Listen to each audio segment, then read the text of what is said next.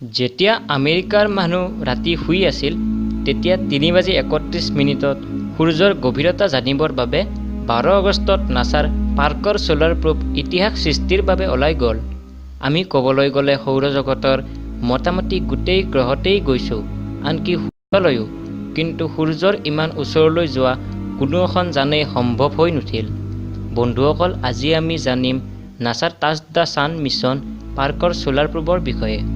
যদি আপোনালোকে আমাৰ চেনেলটো ছাবস্ক্ৰাইব কৰা নাই তেনেহ'লে এনেকুৱা নতুন মহাকাশ জ্ঞানৰ বিষয়ে জানিবলৈ চেনেলটোক ছাবস্ক্ৰাইব কৰি বেল আইকনটো টিপিব নাপাহৰিব। নাছাৰ এই মিছনটোৰ নাম হ'ল টাচ দ্য ছান। এইটো ৰবিবাৰে এক ঐতিহাসিক পথত ৰাওনা হ'ল। $1.5 বিলিয়ন নিৰ্মাণ এই মিছনটো, যি নেকি এদিন পিছত ৰাওনা হ'ল। প্ৰথমতে এই মিছনটো 11 আগষ্টত উৎক্ষেপণ কৰাৰ কথা আছিল, কিন্তু কিবা টেকনিকেলি ইছ্যুৰ বাবে ইয়াক এদিন পিছুৱাই দিলে আৰু 12 আগষ্টত ৰবিবাৰে ইয়াক উৎক্ষেপণ কৰিছিল।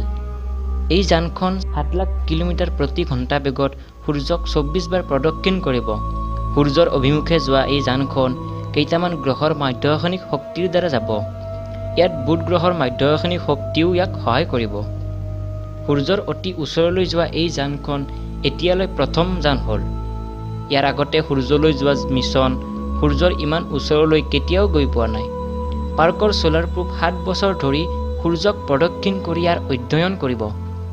এই যানখন সূৰ্যৰ বাহিৰৰ তৰফ কৰোনাৰ ওচৰত থাকিব। ইয়াত আপোনালোকক এটা কথা কৈ থওঁ যে সূৰ্যতকৈ অধিক তাপ কৰোনাৰহে, যি নেকি 10 লাখ ডিগ্ৰী চেলছিয়াছ। কৰোনাক আপোনালোকে কেৱল সূৰ্যগ্ৰহণৰ সময়তহে দেখা পাব। নাছাই পাৰ্কৰ সোলাৰ প্ৰবক অত্যাধিক তাপমাত্ৰাৰ পৰা বচাবৰ বাবে 8 ফুটৰ এখন বগা ঢাল তৈয়াৰ কৰিছে।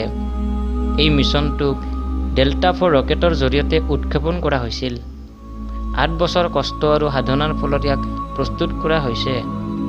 ই 4.5 ইঞ্চি বহল কাৰ্বনৰ তৰপৰে তৈয়াৰী।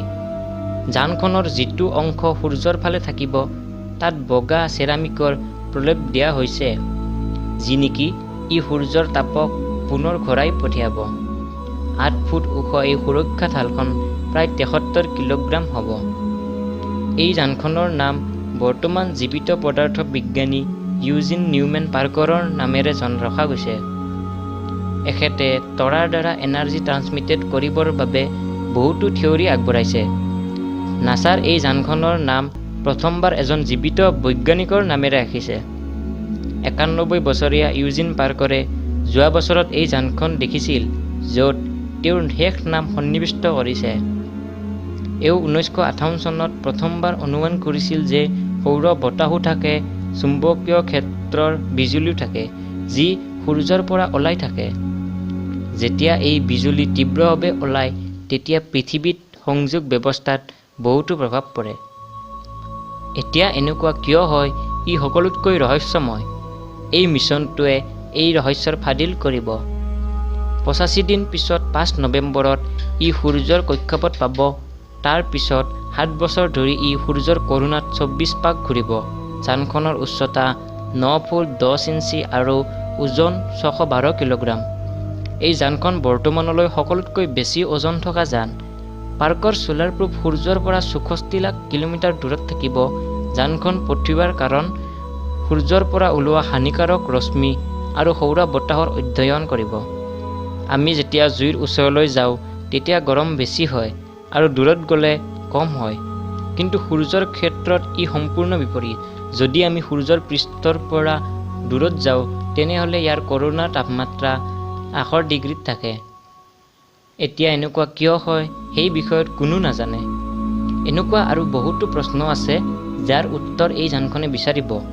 পাৰ্কৰ সোলাৰ প্ৰবত 11 লাখ মানুহৰ নাম এখন মেমৰি কাৰ্ডত লৈছে। মাৰ্চত নাছাই মানুহক মহাকাশ যানত নিজৰ নাম দিয়াৰ বাবে আমন্ত্ৰণ কৰিছিল। 7 সপ্তাহ ধৰি চলা এই প্ৰক্ৰিয়াটোত মুঠ 11,37,202 জন মানুহৰ নাম এই মেমৰিখনত ভৰ্তি কৰাইছে। এতিয়া এই মিছনটো কিমান সফল হ'ব সেয়া পিছতহে গম পোৱা যাব। ইয়াৰ কাৰণে আমাক 2024 চনলৈ অপেক্ষা কৰিব লাগিব। বন্ধুসকল, আপোনালোকে কি কয়?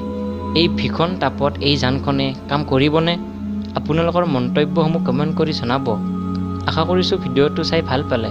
যদি ভাল লাগিছে তেনেহ'লে লাইক কৰক, শ্বেয়াৰ কৰক আৰু চেনেলটোক ছাবস্ক্ৰাইব কৰিবলৈ নাপাহৰিব।